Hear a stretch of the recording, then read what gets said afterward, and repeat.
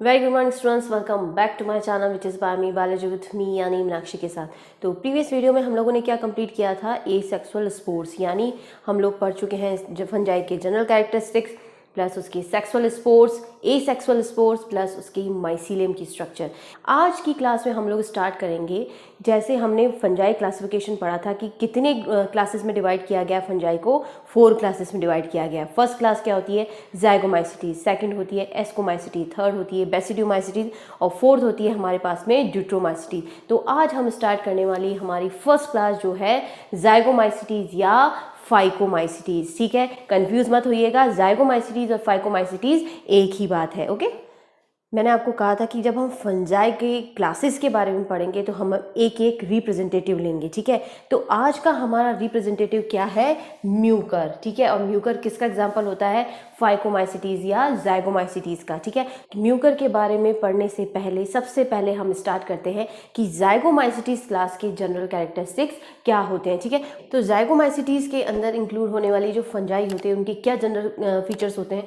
First होता है कि सैप्रोफाइट्स होते हैं या वीक पैरासाइट्स होते हैं। ठीक है, weak parasite in the sense ये प्लांट्स और एनिमल के ऊपर एज ए पैरासाइट रहते हैं। ओके, नेक्स्ट आता है इनका हैबिटेट क्या है, अकर ऑन डंग। ये कॉप्रोफिलस नेचर होती है। कॉप्रोफिलस नेचर का मतलब जो डंग है उस डंग मटेरियल से अपना न्यूट्रिशन लेते हैं, इसीलिए इनको क्या बोलते हैं, कॉप्रोफिलस होते हैं। ओके, प्लांट बॉडी जो है वो किस तरह की होती है, वेल डेवलप्ड होती है, ब्रांच्ड होती है, फिलामेंटस होती है, प्लस सिनोसाइटिक माइसीलियम होता है। ठीक है, इन सब के बारे में हम लोग पढ़ चुके हैं।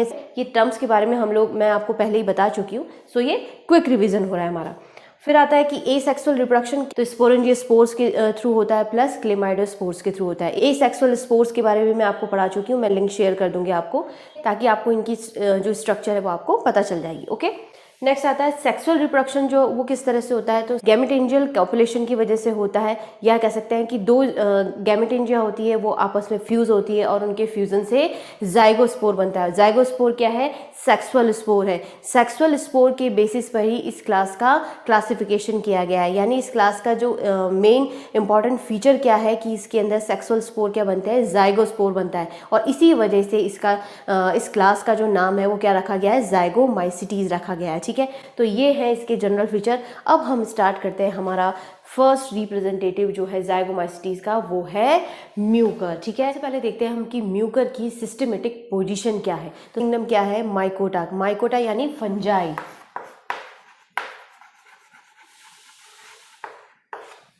ठीक है, नेक्स्ट आता है डिवीजन क्या है, यूमाइकोटा।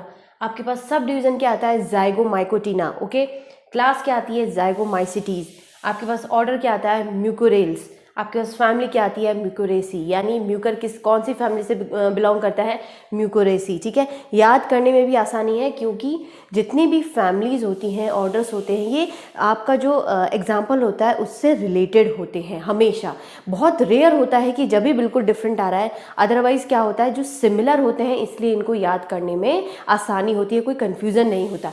यानी माइकोटा है, यू माइकोटा का डिवीजन है, सब डिवीजन ज़ाइगोमाइकोटिना है, ज़ाइगोमाइसीटीज इसकी क्लास है, म्यूकोरेल्स इसका ऑर्डर होता है, और फैमिली क्या है, म्यूकोरेसी होता है। ठीक है, अब हम स्टार्ट करते हैं कि जनरल कैरेक्टरिस्टिक्स क्या होते हैं म्यूकर के। ओके, तो जनरल कैरेक्टरिस्टिक में फर्स्ट कैरेक्टरिस्टिक क्या है कि इसका कॉमन नेम क्या होता है, किस नाम से जाना जाता है कॉमन, इसको बोलते हैं पिन मोल्ड या ब्लैक मोल्ड। ओके, नेक्स्ट आता है इनका फीडिंग मोड कैसा होता है, किस तरह का न्यूट्रिशन मोड होता है इनका।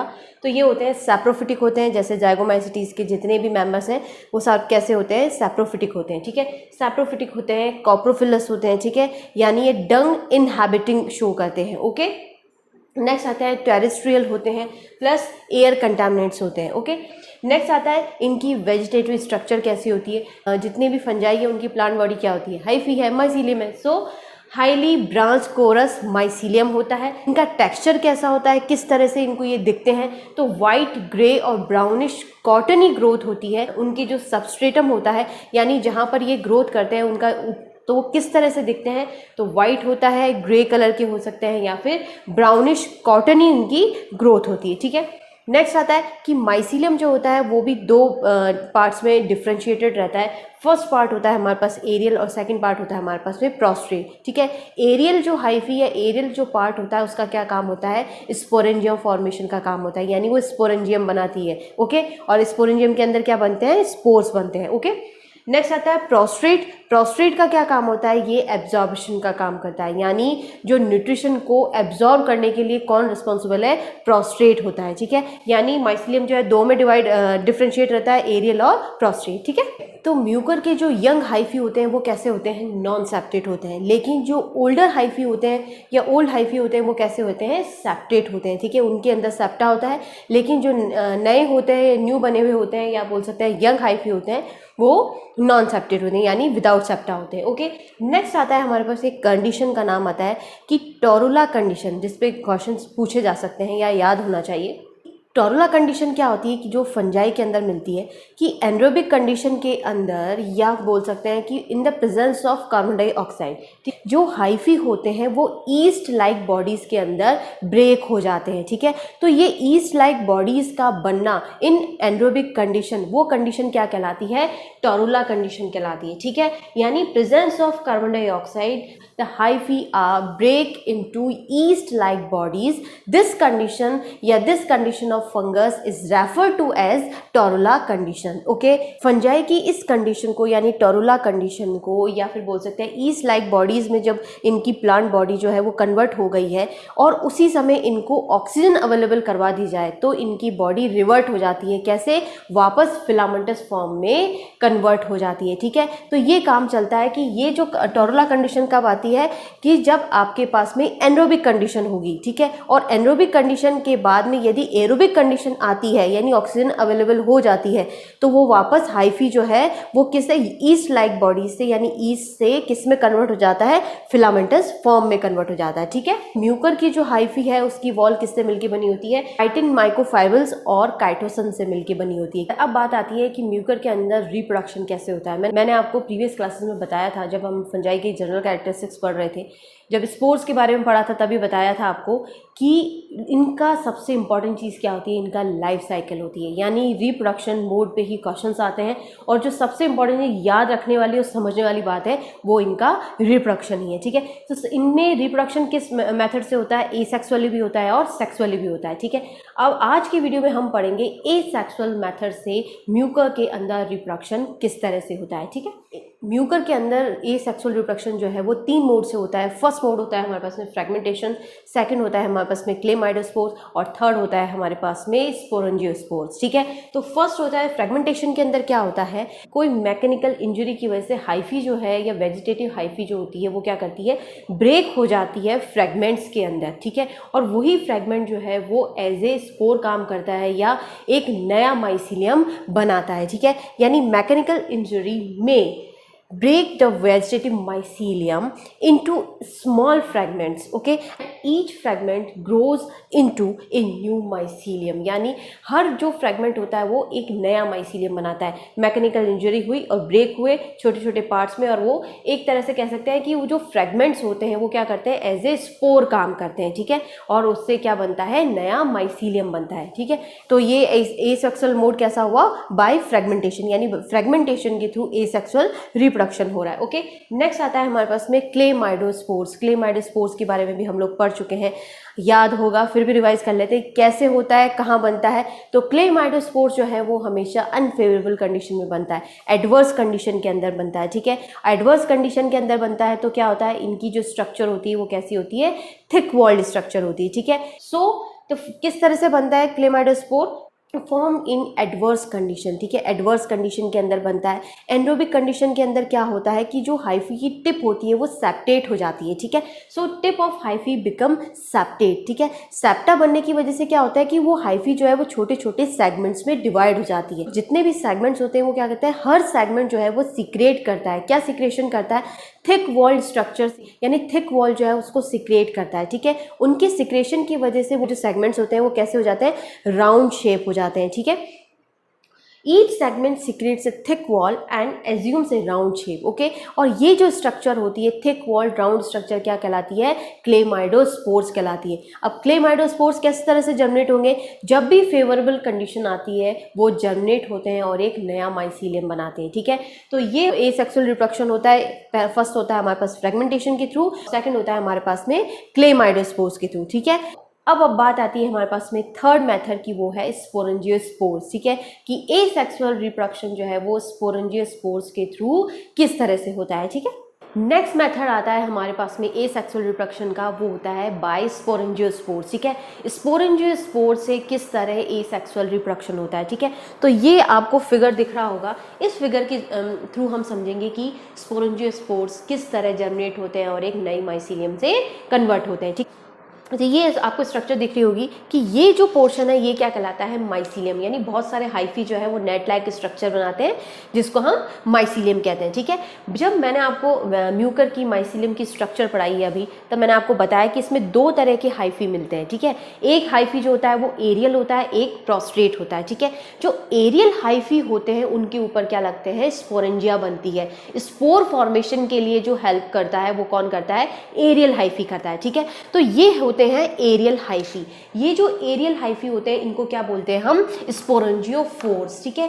कि ऐसी एरियल हाइफी या ऐसी स्पेशल स्ट्रक्चर जो स्पोरेंजिया को बियर करते हैं या जिनके ऊपर स्पोरेंजिया बनती है, ऐसी स्ट्रक्चर को क्या कहते हैं, स्पोरेंजियोफोर्स कहते हैं, ठीक है। अब क्या होता है, ये स्पोरेंजिया कैसे बनती है स्पोरेंजियोफोर पे, जो स्पोरेंजियोफोर होता है इसका जो टिप होता है वो क्या करता है, फूल जाता है, स्वेलअप हो जाता है, ठीक है। तो ये जो नेक्स्ट स्ट्रक्चर दिख रही है ये क्या है, जो आपका स्पोरेंजियोफोर है उसका ये टिप है। इस टिप में क्या होता है, ये फूल जाता है, स्वेलअप हो जाता है।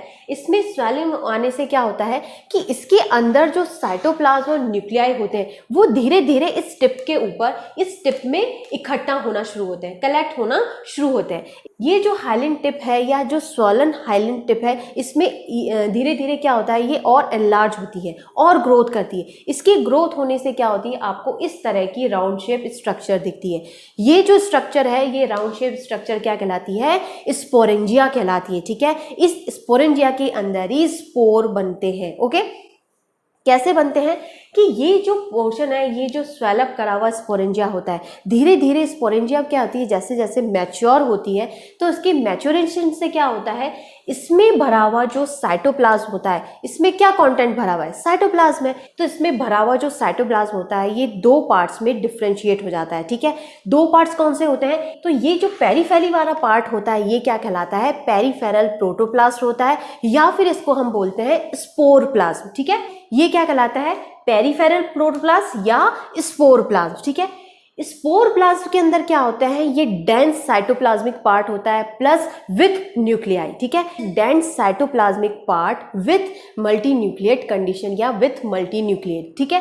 नेक्स्ट जो पार्ट आता है वो कहलाता है कॉल्यूमेला प्लाज्म, यानी जो सेंटर वाला पार्ट होता है ये क्या से होता है, सब ग्लोबुलस पार्ट होता है प्लस हाईली वैक्यूलेटेड होता है, और क्या होता है, विदाउट न्यूक्लियाई स्टीराइल पार्ट होता है। ये है, इसको क्या कहते हैं हम, कॉल्यूमेला प्लाज्म कहते हैं, ठीक है। इसका जो साइटोप्लाज्म है वो दो पार्ट्स में डिवाइड हुआ, फर्स्ट होता है स्पोर प्लाज्म, सेकंड होता है जो सेंटर वाला पार्ट होता है ये कहलाता है कॉल्यूमेला प्लाज्म, ठीक है। कॉल्यूमेला प्लाज्म जो है वो धीरे धीरे किस में कन्वर्ट हो जाता है, कॉल्यूमेला में कन्वर्ट हो जाता है, ठीक है। कॉल्यूमेला के अंदर क्या होता है, वैक्यूलेटेड पार्ट होता है प्लस इसके अंदर कोई भी न्यूक्लियाई नहीं होता है, यानी ये कौन सा पार्ट है, स्टीराइल पार्ट होता है, ओके।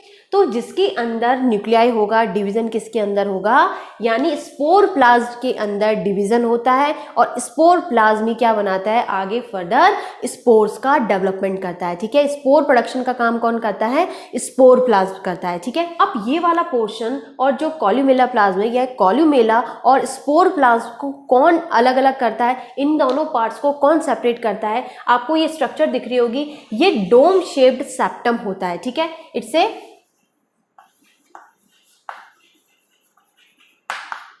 ये डोम शेप्ड सेप्टम होता है जो पेरिफेरल पार्ट और सेंट्रल पार्ट को सेपरेट करता है, ठीक है। यानी ये डेंस वाला पार्ट है, स्पोर प्लाज्म और कॉल्यूमेला प्लाज्म को कौन सेपरेट करके रखता है, ये डोम शेप्ड एक सेप्टम बनता है, ये इन दोनों पार्ट्स को सेपरेट करता है, ठीक है। इसके सेपरेशन से क्या होता है, आपको धीरे धीरे जब स्पोरेंजिया जो है वो मैच्योर होती है, इसके मैच्योरेशन से क्या होता है कि इसके अंदर डिवीजन स्टार्ट होता है, किसके अंदर, स्पोर प्लाज्म के अंदर। यानी ये वाला पोर्शन कौन सा है, स्पोर प्लाज्म है। स्पोर प्लाज्म में क्या होगा, साइटोप्लाज्म है, किसके साथ में, न्यूक्लियाई के साथ में। तो न्यूक्लियाई के अंदर क्या होता है, डिवीजन स्टार्ट होता है, साइटोप्लाज्म का डिवीजन होता है, ठीक है। तो इस तरह के डिवीजन होने से क्या होता है, आपके पास में मल्टी न्यूक्लिएट कंडीशन बन जाती है, ठीक है, मल्टी न्यूक्लिएट स्टेज बन जाती है। धीरे धीरे जो स्पोरेंजिया है वो क्या करती है, मैच्योर होती है। तो ये जो आपको स्ट्रक्चर, ये जो स्ट्रक्चर दिख रही है, यानी ये क्लीवेज फरो दिख रहा है, ये जो स्ट्रक्चर है क्लीवेज फरो, यानी ये जो स्टेज है, यानी यहाँ पर डिवीजन होना स्टार्ट हुआ है। तो ये सेल्स जो है वो, न्यूक्लियाई जो है वो डिवाइड हो रहे हैं, इसलिए मैंने यहाँ पे लिखा है cleavage furrow. Okay, next structure क्या आती है, जब डिवीजन हो जाता है, डिवीजन होने के बाद में ये जो सेल्स है वो डिवाइड हो गई, तो क्या बनते हैं हमारे पास में, स्पोर्स बनते हैं, ठीक है। तो स्पोरेंजिया है, स्पोरेंजिया के अंदर जो स्पोर्स बन रहे हैं वो कैसे होंगे, उनको क्या कहते हैं हम, स्पोरेंजियो स्पोर्स कहते हैं, ठीक है। स्पोरेंजियो स्पोर्स किसके अंदर बन रहे हैं, स्पोरेंजियम के अंदर बन रहे हैं। आउटरमोस्ट लेयर क्या कहलाती है, स्पोरेंजियन वॉल कहलाती है। ओके, स्पोरेंजिया किसके ऊपर है, स्पोरेंजियो 4 के ऊपर लगती है, ठीक है। धीरे धीरे क्या होता है, सुटेबल कंडीशन आती है, मैच्योर होती है स्पोरेंजिया, और स्पोरेंजिया की वॉल जो है वो रप्चर हो जाती है। इनकी वॉल जो है वो रप्चर होती है। रप्चर होने से क्या होती है, आपको जो स्पोर्स होते हैं, रप्चर तो हो जाती है, लेकिन ऐसा नहीं होता कि जैसे ही रप्चर हुई और सारे जो स्पोर्स हैं वो एयर के अंदर डिस्पर्स हो जाते हैं, ऐसा नहीं होता। ये जो स्पोर्स होते हैं, ये कॉल्यूमेला की जो साइट है, या कॉल्यूमेला की जो ये जो सेप्टम बना हुआ है, इसके ऊपर अडहेर रहते हैं, चिपके हुए रहते हैं, और धीरे धीरे क्या होते हैं, एयर के थ्रू, आपके इंसेक्ट्स के थ्रू या वाटर के थ्रू ये डिस्पर्स होते हैं, ठीक है। ये जो स्पोर्स होते हैं, इनका कलर कैसा होता है, ये डार्क ब्लैक कलर के होते हैं, और यूजुअली इनका जो शेप होता है वो कैसा होता है, ओवल शेप भी हो सकता है और इलिप्टिकल शेप भी हो सकता है, ठीक है।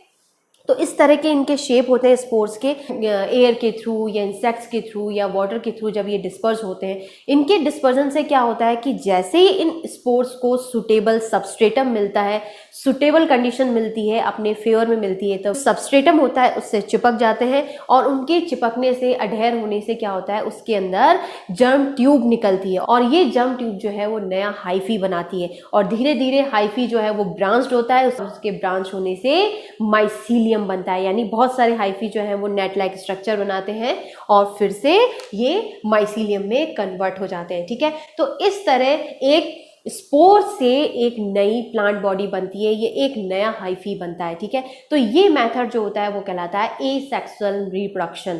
किसके थ्रू होता है, स्पोरेंजियस स्पोर्स के थ्रू होता है। और स्पोरेंजियस स्पोर्स क्या होते हैं, एसेक्सुअल स्पोर है, किसके, म्यूकर के। और म्यूकर किस क्लास से बिलोंग करता है, जाइगोमाइसिटीज या फाइकोमाइसिटीज से बिलोंग करता है, ठीक है। ये तो था हमारा म्यूकर के अंदर एसेक्सुअल रिप्रोडक्शन किस तरह से होता है, किस तरह से होता है, हम क्विक रिवाइज कर लेते हैं। फर्स्ट होता है हमारे पास में फ्रेगमेंटेशन के थ्रू, सेकंड होता है हमारे पास में क्लेमाइडोस्पोर्स के थ्रू, और थर्ड होता है हमारे पास में स्पोरेंजियोस्पोर्स के थ्रू, ठीक है। सेक्सुअल रिप्रोडक्शन किस तरह से होता है म्यूकर में, ये पढ़ेंगे हम हमारी नेक्स्ट क्लास में, ठीक है। आई होप आप सभी को समझ में आया होगा कि म्यूकर के जनरल कैरेक्टरिस्टिक्स क्या होते हैं, इनकी वेजिटेटिव स्ट्रक्चर कैसी है, एसेक्सुअल मोड कैसा होता है, ठीक है। फिर भी आपको कोई प्रॉब्लम हो, कोई कन्फ्यूजन हो जो आपको समझ में नहीं आया हो, तो आप मुझे कमेंट बॉक्स में मैसेज करके बता सकते हैं, या फिर आप मुझे मेल भी कर सकते हैं, ठीक है। So stay tuned, till then take care. और हाँ, चैनल को सब्सक्राइब करना ना भूलें। कमेंट बॉक्स में मैसेज करके जरूर बताएं कि ये वीडियो आपको कैसा लगा, ठीक है। सो